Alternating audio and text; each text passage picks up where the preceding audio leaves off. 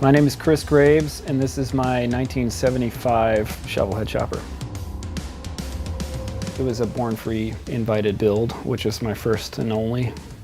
So I built this bike in 2018, mostly between like January and June. Born Free's in June, so it was basically the craziest single year of my entire life. I've always wanted to build a shovel with two front heads, and I always wanted to build like a really rideable, reliable shovel with two front heads. It's got a 74 cubic inch displacement, but it's got a bigger cam in there, and and it does perform pretty well with the two carb setup, those two amels, which are tricky to tune. But yeah, it just performs like a hopped up little shovel.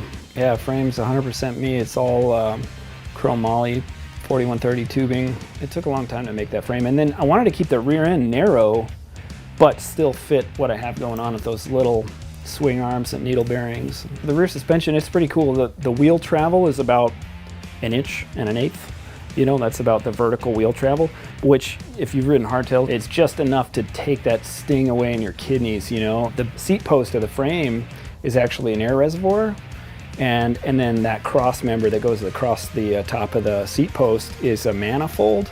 And then so I have a few little NPT fittings, and then I plumb that into a couple solenoid valves so you can just raise it and lower it. And then there's another circuit that has a fill valve and a dump valve for the seat. So the seat also has air bags under it that like raise the seat up, and so you can fill that on demand and dump it on demand.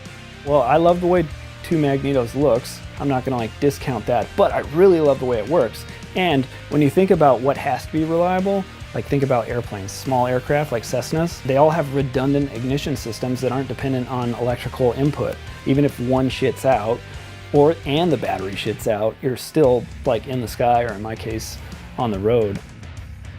I get more questions about that front end than probably anything else on this bike. It seems like every week somebody says, where did you get the tubes? Or what did you do to your tubes? And they're titanium nitride, like you'd see on a drill bit, that yellow color.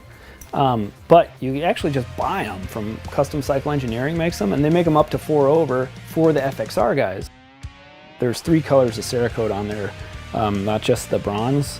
But yeah, it's a firearms coating is really the market that stuff took off in, but it is used on other products. The advantages to it is it's really, really tough, right? Like it has really good scratch resistance, and it's essentially a dimensionless coating, so you don't have to mask anything.